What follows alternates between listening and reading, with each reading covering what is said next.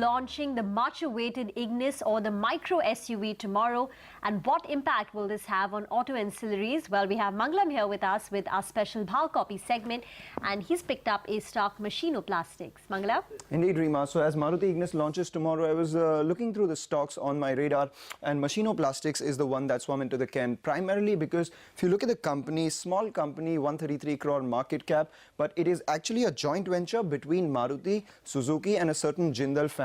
So if you look at the promoter holding, they have around 75% shares or 73.5% shares, and Sanjeev Jindal is the chairman and MD of the company. Not sure if they are related to the Jindals. I don't think so though. Maruti and Suzuki, both of them hold about 15% stake in the company each, and the company is into injection plastic molding ancillaries for autos. So basically, according to the website, they manufacture instrument panels, bumpers as well as grills for the entire range of Maruti cars. Remember, 95% of the revenues come from Maruti, and when you work with plastics, the raw material sourcing is most important, and these guys source their raw materials from another group company, Machino Polymers. But if you take a look at the financials of the company, over the last 5 years, the revenue growth has been fairly pedestrian, just about 5.5% CAGR, and in the first half of this year itself, they've done roughly about 50%, 55% of what they did in all of last year. But if you take a look at the EBITDA has grown at a slightly higher pace as far as the margins are concerned. In the first half of the year, they've done around 55 to 60%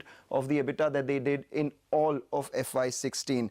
That said, the bottom line for the company has seen a sharp increase because the finance costs did come off as well. Over FY12 to FY14, the company made losses. In the last 3 years, they've started to break into the green as far as the net profit is concerned, and all of FY16 they did a profit of 1.5 crores, and in the first half of FY17 they've done almost 4 crore rupees in profits. So if you take a look at that in terms of valuation parameters, the first half they've done 6.5 rupees EPS versus 3.3 rupees in the last year's first half, and if that rate continues, the stock trades at 15x FY18 earnings. Optically may look cheap, but there are a lot of red flags in the company. The biggest red flag is, despite the finance costs coming off, they have 66 crore rupees of debt on their books. At the same time, the market cap, as I said, is 130 crores. So 50% of the market cap actually is in debt. Low ROE business, not a good sign. 5-year revenue CAGR just 5.3%. 5-year profit after tax has just grown at around 10%.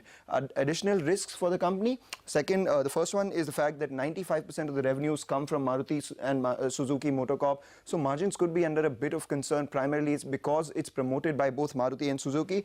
And finally, revenues of the company, the management, when they spoke to us sometime 6 months ago, they said the revenues of the company depend entirely on Maruti's volume growth. So just a disclosure, this is not a recommendation, just a stock that swam into my can.